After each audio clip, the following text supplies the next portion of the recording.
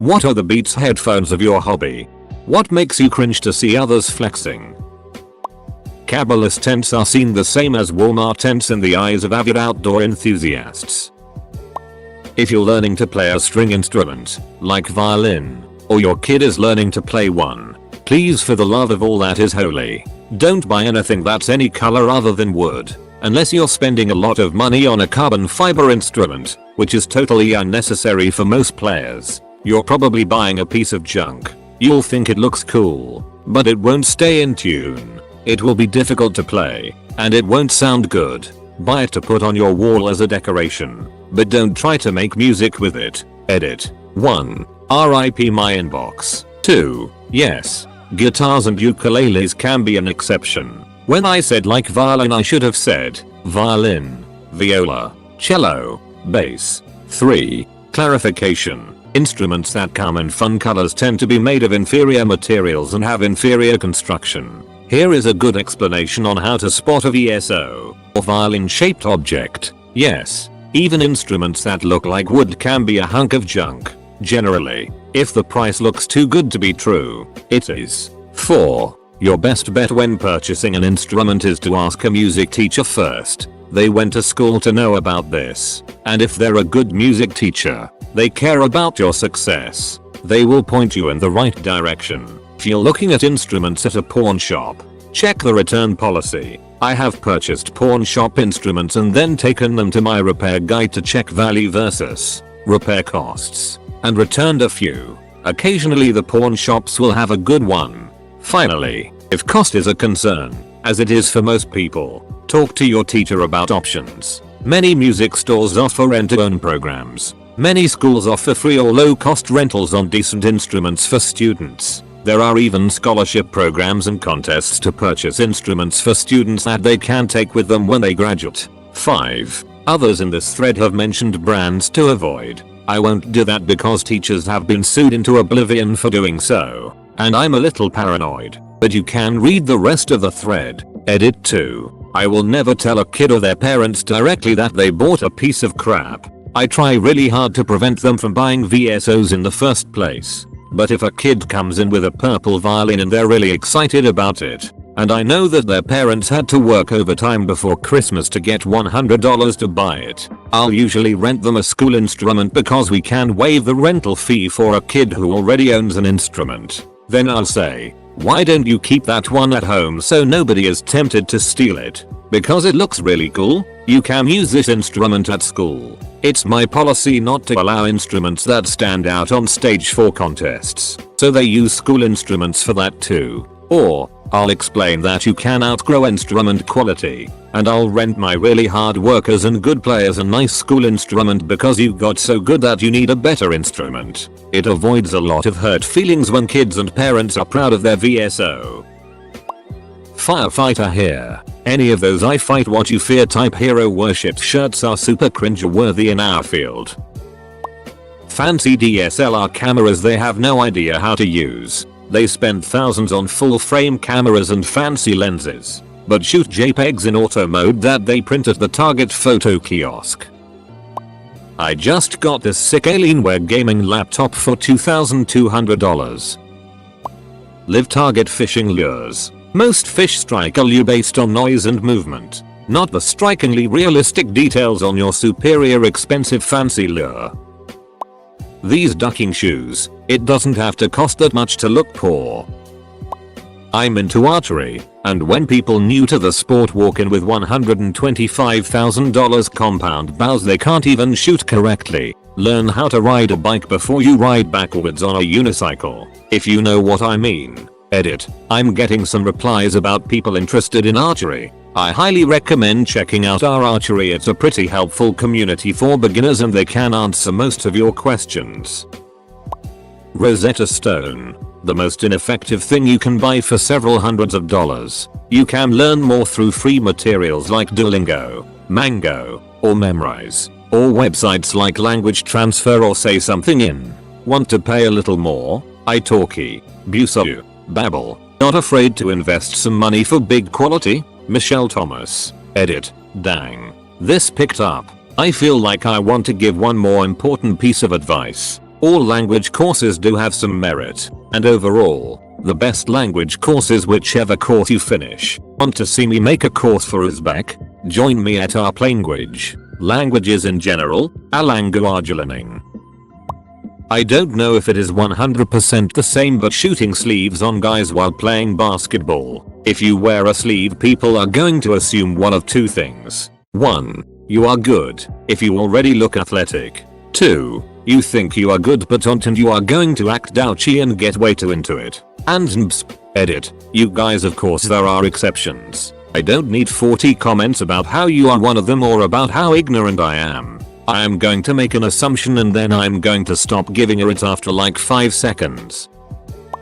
Addy interchangeable knitting needles. I'm a knitter, and I hear about these knitting needles constantly. I've seen them go anywhere from $130 to $200, and everyone is always insisting that they are far superior to other needle brands. I've been legitimately looked down on for using a cheaper brand of interchangeable knitting needles. I'm all for having preferences. Please, if you want or love your Addis, have a heyday. But my work isn't inferior to yours just because I knitted them on clovers or boys. Rubik's brand speed cubes. A regular Rubik's brand is pretty much the worst cube out there. Their speed cubes are a bit better, but they don't even hold a candle to a decent knockoff speed cube. Plus, I don't even think you can tension a Rubik's brand. Tensioning lets you adjust how tightly the cubelets are held in. Too loose and you might pop. Too tight and it'll be tough to turn quickly. Everyone has a different tension they like. I don't understand. I'm a data scientist, and cringe when people brag about needing hardcore machines to run big Excel spreadsheets. Learning a bit of statistical programming like R or how to query a local MySQL instance is orders of magnitude faster and overall better. If a spreadsheet is even slightly slow, it shouldn't be a spreadsheet. Edit. Since lots of people are asking, R is the most widely used open source statistical programming language. See R stats and R language. I recommend as an intro for learning. Python is also becoming very good for this type of stuff with the pandas matplotlib scikit-learn stack, though R remains more popular among statisticians. So you'll find more packages with newer methods. Datations has some threads on what a data scientist is more generally. Razer keyboards give me the heebie-jeebies. Their products are expensive and plasticity. They're also usually laden in acid-colored LEDs and RGB everything. Also, maybe tell us what your hobby is if all you're going to do is give a brand name that we've never heard of. Edit. Yes, I know what Beats headphones are. Some useful context was also included through the use of the word headphones in the original comment. I was referring to some of the replies. Monster audio cables. You don't always get what you pay for. Patron tequila. I work at a large liquor store, and whenever someone acts like Patron is the good stuff, I shake my head. Patron is the Beats by Dre of tequila. Edit. Some of my favorites are Selection 1579 or the Siembra Azul Blanco are two of my favorite silver tequilas. There are tons of great ones though. I use Orandainolitis for mixing. I love the Tapatio tequilas. The Siembra Azul Anniversary Reposado is amazing. I don't hate Patron. It's clean. It's better than some other options. But there are lots of other things to try if you have the opportunity. Fashion watches. Or watches from brands that aren't known for their watches. Montblanc pens. They are rather good. I like mine, though they don't come close to the quality of others, but there are far better for cheaper. They're the poster fountain pen though. Modern Holly motorcycles. Not into the hobby myself, but I've been raised and around enough of them to know that many motorcyclists have the same general acceptance that after the 80s, Holly generally became trash and became more focused on becoming a brand than a product. Anyone remember Skullcandy headphones, or was that just a UK thing? Edit. So this is getting a lot of attention with lots of mixed feedback. I'm talking about Skullcandy from about 10 years ago, and over here in the UK the headphones were quite pricey for a young teenager. Particularly since the sound quality was never up to the price point and they broke in a light breeze. Warranty or not, this still sucks. People who have never owned a tarantula in their life getting the biggest, meanest, and fastest spiders because they look cool. Don't get a ducking tea. Blondie if your only spider experience is petting one at a kid's birthday party. Teacher here. Other teachers who wear teacher worship shirts with sayings such as, I teach. What's your superpower? Sorry honey, your it stinks too. Get over yourself. Edit. A word. Every other Imperial TIE pilot out there is going gaga over the TIE Defender. And yes, I get it. It's got heavy shielding and 6 forward fire weapons, 2 ion cannon and 4 laser. It's got good speed and radial velocity too. However, veteran pilots know that the TIE Avenger is, credit for credit, a better craft. Initially you think slower, weaker, fewer guns. But ease up on the specs a bit and you'll see why Marek Steele kept his Avenger even when the rest of his flight squadron upgraded to Defender. First, fixed cannon rarely decide victory in dogfights. Why? Because by the time you've closed to the 1.5 kilometers of effective range, you're already one full click within effective warhead range. The enemy will fire their warheads at you and you'll do the same back. Then jink and weave to try to avoid getting hit. Second, starfighter level shielding is a last ditch resort in dogfights. While a defender might take much longer to chip away than an Avenger with laser cannon, we've already established above that cannon rarely determines survivability in a dogfight. Warheads do. And take the simple, cheap advanced concussion missile and see how many it takes to punch through a defender's shields and its hull at once. That's right. 2. The same amount that it takes to kill an Avenger. Your foe will close with 2 ACMs and scramble to kill you at a distance where your extremely expensive shielding won't matter. Third, the Defender has 3 panels arranged around its cockpit in a trefoil array. Each panel is the same size as one of the TIE Avenger panels, and the Avenger has 2. This makes for a much larger cross-section, both frontal and lateral, and thus a more welcoming target for missile tracking and the occasional laser shot. Ultimately, starfighter engagements are no longer won by blasting your enemy with lasers or by taking more numerous hits than your enemy while surviving. The increasing use of beam weapons, especially tractor beams that slow a craft's turn rate, counteract pure speed and maneuverability. The common use of warheads eliminates the tactical benefit of expensive shielding. Pound for pound, the Avenger is a more worthy investment for the Imperial Navy. Although the superior Rebel starfighter performance at Yavin has shaken traditional Imperial war philosophy, it must not draw the Imperials into a spending trap, investing in diminishing returns in agility, speed, fixed cannon, and shielding. When these elements are becoming rapidly obsolete, I hear that Grand Admiral Thrawn is pursuing a separate philosophy in starfighter design, one that is built around tractor beams and warheads. Cooking. Oh man. So many of these. Cutting boards for starters. Too many people have tiny cutting boards. If you can't fit your knife diagonally, it's too small. And for the love of Gibbous, stop buying glass cutting boards. All you are doing is destroying your knife. Fancy salt. Get some normal kosher salt. You can spend $5 at a restaurant supply store and have enough for a year. Only owning non-stick pans. Non-stick has its place, but unless you're doing eggs or a really tender fish, you need stainless steel. Aluminum is okay, but you can't use it for acidic foods, and cast iron is amazing for so many things and really cheap. Cutco knives. They're not the worst, but you really shouldn't be proud of having them. A giant knife set. A real cook needs 3, maybe 4 knives, and that is including a bread knife that is just for, you guessed it, bread. Chef's knife, paring knife, fish knife, bread knife. If you are wondering, anything branded Food Network, some of their stuff is good, but it is all overpriced. Just like Beats. All I can think of right now. Edit. Jesus. I went to bed after an hour with 4 comments. Now I have people ming me for knife advice. I'll get to you soon. Fire clean lube. Essentially passing off vegetable oil as a cleaner lubrication for firearms. You can read about a bit of it here.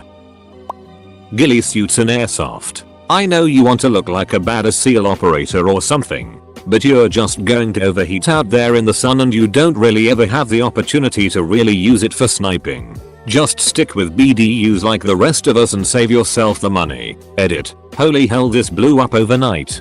Did not expect that at all. Yes, there are definitely some cases where a ghillie can work really well for someone in a game. Especially if they're someone who's been playing for a long time, knows the field, and most importantly, knows what they're doing with it. This was more directed as those people who show up to their very first game wanting to be an epic sniper but not understanding the limitations of their equipment and the ranges they're playing at.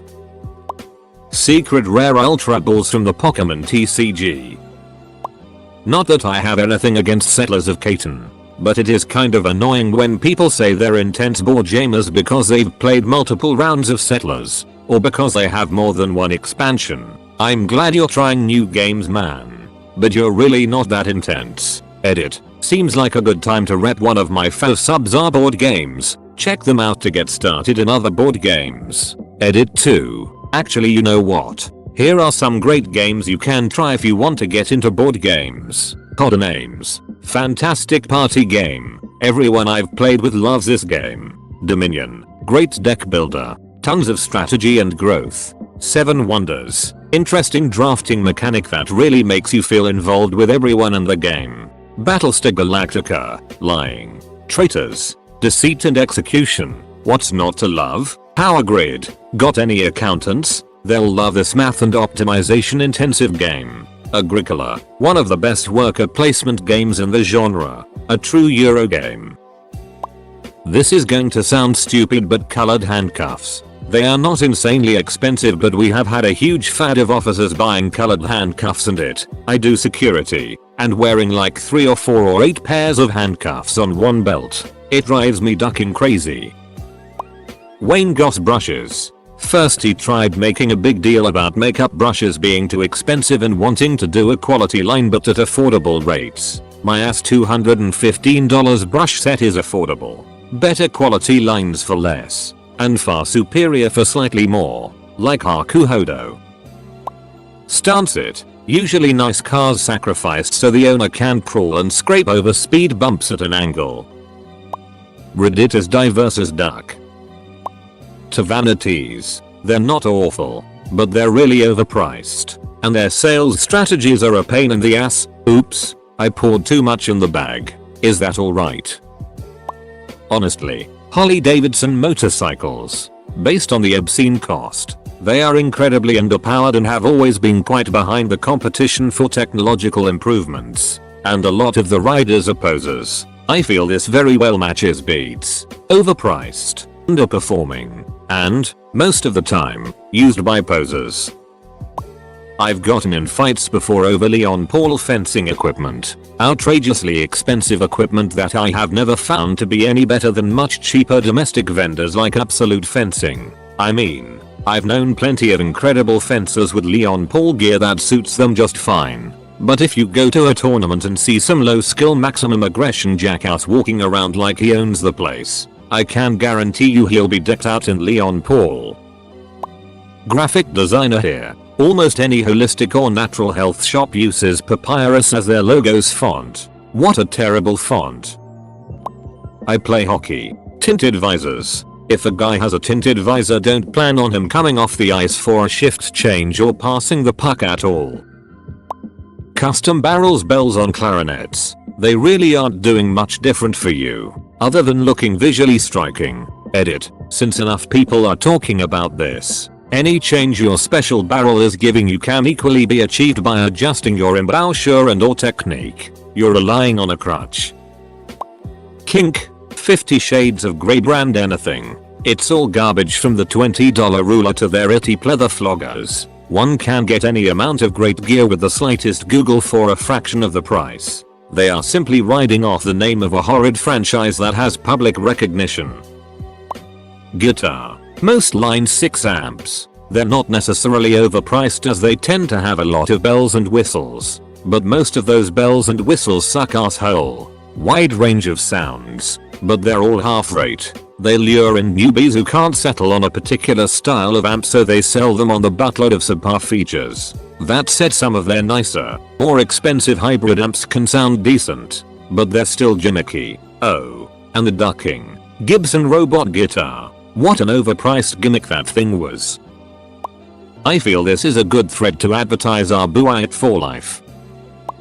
Games Workshop brushes or any synthetic brush for miniature painting. They are fine for base coats, but anything outside that and they just don't hold a point, so are useless. WNN Series 7 are amazing and really not that expensive. Personally for me though, even the other lesser brand sable brushes are just as useless. People always rate them as good as WNN but cheaper. Well, you are honestly talking literally £1 or £2 cheaper, and no, they aren't as good. The handle will be flimsy or light. There may be less actual hair, so the tip is too soft. Spend the extra quid and just get the actual best. Edit. WNN, Windsor and Newton. Size 1 FTW. I have 2 of every size up to size 4. The larger brushes actually hold a better point than the lower numbers. 1 is the sweet spot. It's rare I will use a low number really. I've started doing most of my work with size 2 now, actually just for convenience sake, as it holds a lot of paint. I'm not top level but have won a few Golden Demon finalist pins for models from my army. Models I wasn't painting to win an award from. So hopefully take this as good advice.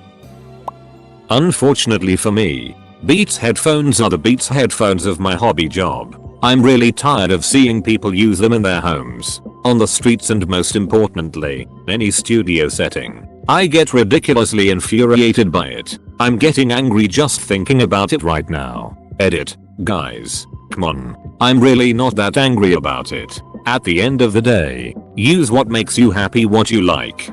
For those people who said they got theirs for free, I can't argue with free. Edit number 2. People have asked me for alternatives, so here's my list for around the same price. Sennheiser HD 600, Sony MDR 7506, Klipsch, reference on ear, Audio Technica, ATH-AD 900X, Matco, Mac, and often even Snap-on tools. We, the real manufacturer, make their tools. We put it in a box we designed with their logo on it. We write their manuals. We warranty and fix the replacements. You're paying for marketing and for a guide to drive to your business. That is it. You can find the exact tools for on average 1, 2, 1, 3, the price. Edit. In most cases this applies to power, air, specialty, undercar kits, hydraulics, non-chrome hand tools, pliers, crimpers, brushes, and diagnostics tools.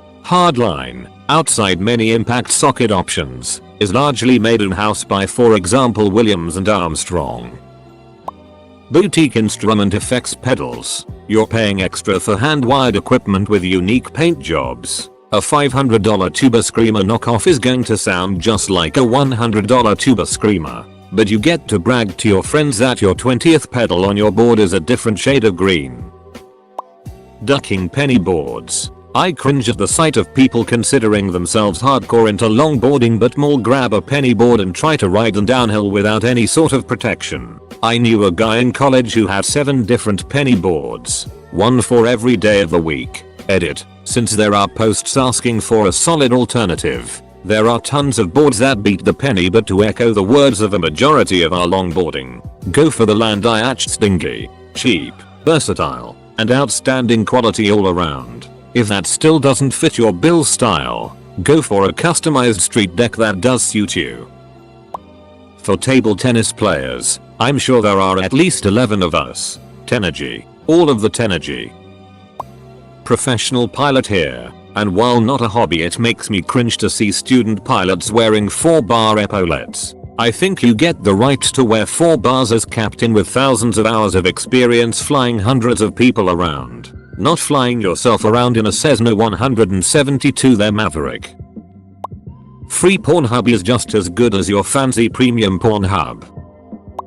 As a climber, I'm hard pressed to think of anything that would be the Beats headphones, especially related to not being worth the price. I do see a lot of people wearing La Sportiva solutions who won't even touch problems that would require such a shoe. To explain that further, if you're just getting into climbing, you don't need to buy one of the most expensive shoes on the market to make it up the wall. I would suggest getting a cheap pair that feels good for you.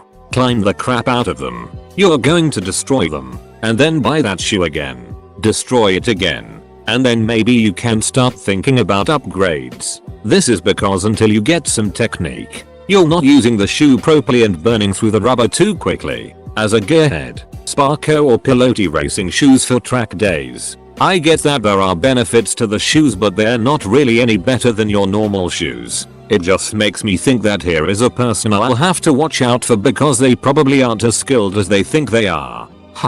I just noticed my two things are shoes. I do care about shoes a lot. And on that note, I think anyone who shrink wraps their Jordans is insane.